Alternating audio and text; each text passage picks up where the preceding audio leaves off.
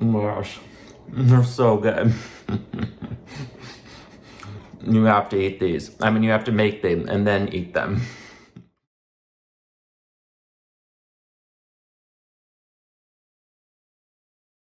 Welcome to the Portuguese Baking School. I'm Jeremiah, your instructor, and today we're baking Portuguese chocolate chip cookies. And no, this isn't some lost traditional recipe. This is an American chocolate chip cookie that we're taking on a Portuguese vacation. And we're going to fill the cookie with Portuguese flavors. So of course, there's going to be olive oil. Of course, there's going to be citrus. We're going to use lemon. We're going to use dried figs. We're going to use almonds inspired by southern Portugal. And then it can't be a Portuguese cookie without some port wine. So in honor of the beautiful Douro River Valley, we're going to add some port wine. There's going to be spice. We're going to add cinnamon and some erva doce, which is ground anise, but you could leave that out and just enjoy the cinnamon. And don't worry, there still will be chocolate. And if you have carob around, another southern Portuguese ingredient, you could even add that. Along the way, I'll share other substitutions and some tips on how to get the picture perfect cookie. So, então, vamos lá, let's begin baking. To begin this recipe, we are going to need to preheat our oven to 350 degrees Fahrenheit or 180 degrees Celsius. I've placed my oven rack in the center of the oven, and I've lined two standard size baking sheet pans with a silicone baking mat, but you can absolutely just line them with parchment paper. I'm going to set those aside, and then in the bowl of a stand mixer, we're first going to put in our sugars and the fats. So I have light brown sugar, some regular granulated white sugar, and then for the citrus zest. Now I'm choosing to use lemon. I love lemon and chocolate. It's a flavor combination you'll find in Portugal.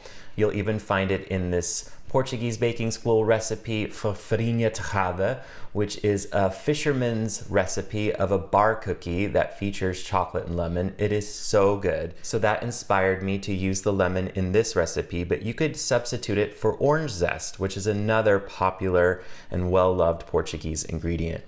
We only need about half a lemon. My lemon is pretty small, so I might go for 3/4 of it. But you can do this to taste, however much lemon you think you might like. And if you're someone who likes to snack on raw dough, cookie dough, I mean, who doesn't? You can always taste the dough and add more later if you wish.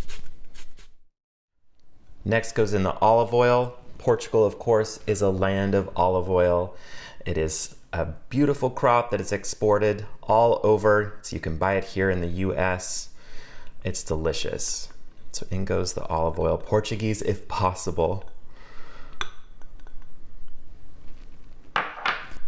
Some unsalted butter, which is at room temperature. You could also use salted butter, just maybe remove a pinch of salt from the salt required in the recipe.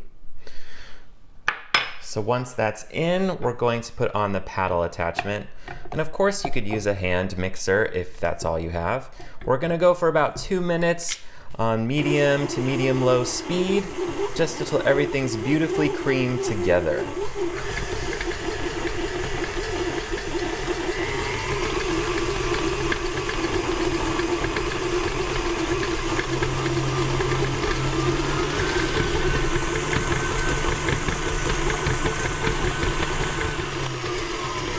All right, it's been about 2 minutes and you can see the mixture is really nice, light and creamy. It's lighter in color and it looks amazing. Yum. Next, we're going to put in the egg. So you can do 1 whole egg, or if you have extra egg yolks hanging around, the Portuguese, especially in mainland Portugal, are famous for their love of egg yolk sweets. They come from the convents. And so you could do 3 egg yolks instead of the whole egg, or just stick with that whole egg. The egg yolks will add some extra richness. And then for another famous Portuguese ingredient, port wine. So I'm gonna use a whole tablespoon of delicious, yummy, tawny port wine, but you can use any type of port wine you have, or you can just use some vanilla. You could use a teaspoon or all the way up to a tablespoon, depends on how much you love vanilla, but the port wine is a really fun Portuguese ingredient. In it goes. If you didn't have port, Madeira wine would work too. And we're going to mix that on low, medium, low speed until well combined. Perfect. Now let's talk about our dry ingredients. So in a bowl, I have some regular unbleached all-purpose flour. You could also use bleached if that's what you have. I'm going to add to that some bread flour. Now bread flour has a higher protein content, which gives the cookies a really nice chew. But don't worry, if you don't have the bread flour, then just go ahead and use the same amount of all-purpose flour. So your whole cookie would just have all-purpose. But the mixture is really fun. You get that lovely chew. To that, we're going to add some baking soda, some baking powder, and some salt. Next, the spices. Two very quintessentially Portuguese spices. One is cinnamon. You're going to see this all throughout the country. So delicious. It's probably my favorite spice. And then anise, or as it's called in Portugal, let me remember, ervados, there we go. So anise is hard to find ground. I usually only can find it in seed form. So that's what I have here, and I'm just going to grind them a bit so they are more in a ground form. If you don't have a little mortar and pestle, you could use a spice grinder or a cleaned coffee grinder, or anise seeds are pretty small. You could just leave them as they are and put them into the mixture. Now, if you're someone who's not a fan of the anise flavor, I would still consider using them because they really add this amazing floral note, and combined with the lemon, the chocolate, the figs, the port, the almonds, it just creates this really special aromatic experience that you can't get if you don't use it. Now, if you don't want to use it, that's fine. You can leave it out or add some more cinnamon. So in that goes. It doesn't take long to grind the seeds up. It smells so good. So our dry ingredients are ready. I'm going to give those a whisk so they're beginning to be combined. Then back to our mixer. I'm going to add all of those dry ingredients. And then on low speed, I'm going to begin to mix. And I'm going to stop the mixer when it's almost mixed, but there's still some streaks of flour right there. So if we look, we can see that it's not perfectly mixed yet. There are still, it's a little floury, and that's perfect time to add our other ingredients so that we don't over mix our dough and it becomes too tough. So let's talk about the chocolate, the star of any chocolate chip cookie. So this is 72% chocolate that I've chopped myself. I always love chopping it myself because then you get all these different sizes and a lot of little like crumbs of chocolate, which will create this beautiful feathered texture and flavor throughout the cookies. Now, if you want those like Instagram photo perfect, picture perfect puddles of chocolate, then you need to save out some chunks. Or you can just pull them from the dough, which is what I do. I'll show you exactly what I mean. So you can get those picture perfect cookies. So in goes all the chocolate. You could use a different percentage of cocoa that you prefer. You could use milk chocolate, a combo of dark and milk, bittersweet, whatever you like. Also, if you have carob chips on hand, that is a beautiful substitution as carob is super popular and common in the south of Portugal. We're going to add two other very southern Portuguese ingredients. One is toasted almonds. So I'm using slivered almonds that I've just toasted in a moderate oven for about 8 to 10 minutes. In they go. You could use sliced almonds. You could also do walnuts or chestnuts. Both are very, very Portuguese. And then chopped figs. Figs are super, super popular throughout the country, especially in southern Portugal. And any type of fig you like, just make sure they are not too dry. And if they are, soak them in some hot water or some hot port wine. So now we're going to mix this until it comes together on low speed. The mixer might jump around a little. Just needs a few seconds and it's done. And wow, the smell is amazing. So I'm going to clean my beater, and then we get to start scooping. This isn't a batter that you have to chill or rest, although if you want to, you're welcome to. You can do this ahead of time. You can portion it out, put it in the refrigerator for a couple days, or freeze it for longer storage, and then bake from frozen, bake from the refrigerator. Just give the bowl a scrape down, make sure everything got mixed. And if you're someone who likes to try the dough to adjust any spices or citrus, this is a great time to give it a taste. Next, we need to portion out the dough. We need 3 tablespoon or 42-gram portions. So I have my scale here. I'm going to turn it on, and I have a cookie scoop. You can go either way, and I am going to, let's see, 1 scoop weighs 26 grams.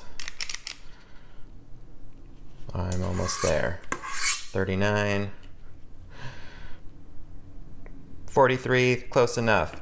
And I'm going to gently roll that into a ball, and I'm going to find if there's a big chunk of chocolate. I'm going to grab it. You can also grab it from the bowl, and I'm just going to place that on top. And then give it another roll, and then that's how you get your beautiful puddle of chocolate. So we're going to put about 10 balls on each tray, and I'm going to continue to scoop, weigh, and roll until everything has been used.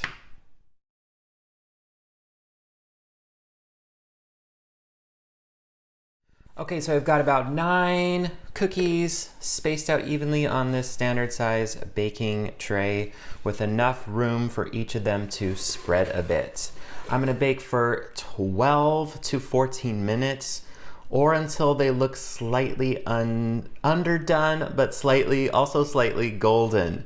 So you'll wanna play around with the baking time. You don't wanna overbake them. We want them to have a soft chew, but of course, if you prefer a crunchier cookie, you can bake them for longer.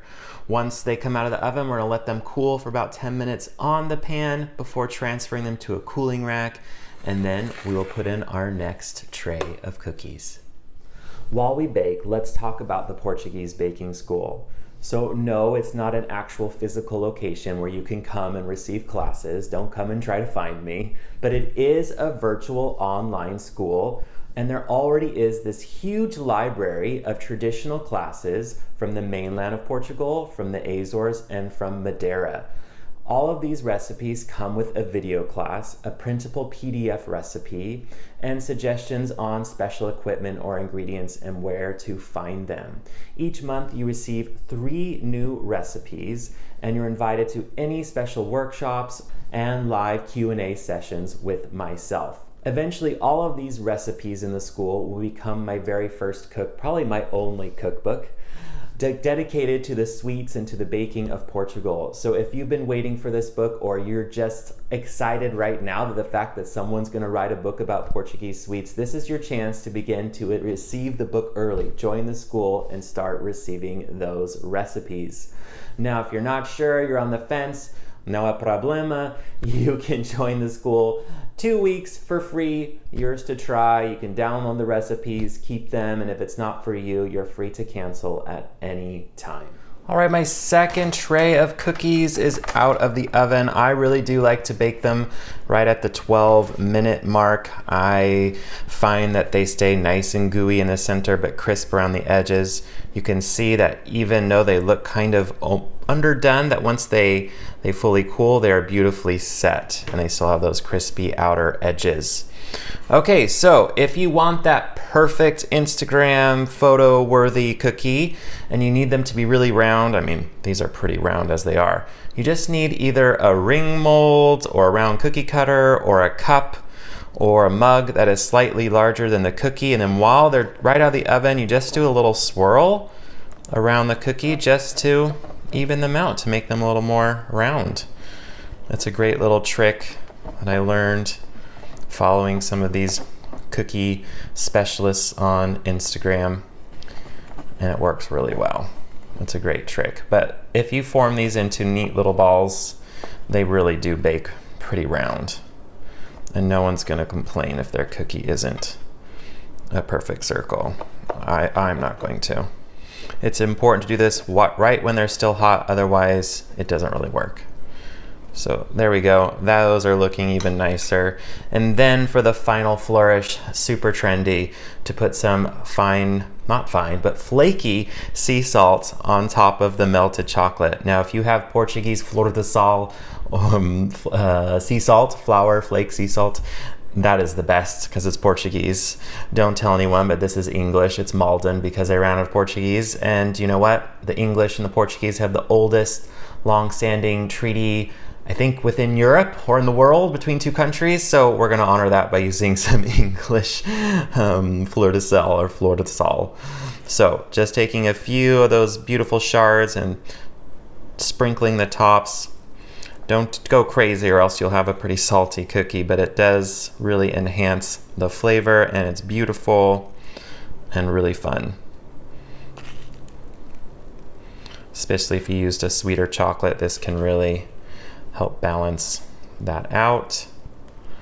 Of course, you can also just leave this off entirely. So these need to cool on the pan to continue to firm up for 10 minutes, and then we will move them onto this cooling rack to finish cooling completely. And you can notice that the cookies that had bigger chunks or more chunks of chocolate on top create those greater pools, which are so beautiful. I love the way they look. So if you want that generous pool of chocolate, make sure that you have plenty of those chunks right on top. And if you're using chocolate chips, you won't have quite the same effects. So next time, grab those baking bars of chocolate and chop away.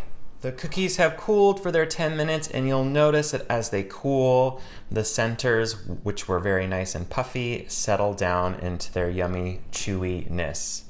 So I'm going to remove them onto a cooling rack. We definitely already did the cooking. Our cookies look amazing. Let's look at the interior. Look how soft and gooey they still are. So delicious. All of those lovely ingredients flowing through them. I hope you make these all the time. I hope you serve them not just with a glass of milk, with a glass of vinho de Porto, some port wine, vinho de Madeira, or some other gorgeous Portuguese liqueur.